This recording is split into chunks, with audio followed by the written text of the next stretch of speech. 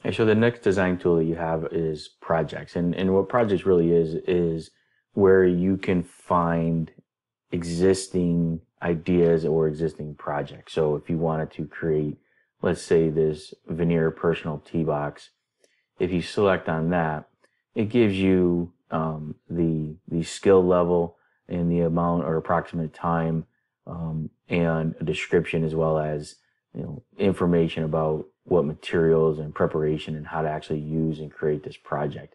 You'll see that this also comes with a price unless you're a member or subscribed to Cricut Access. You would have access to these projects. So it's either $4.99 or free with Cricut Access. If you go to Cricut Access, you can see that Cricut Access is a offering of a price of $9.99 a month after a free trial.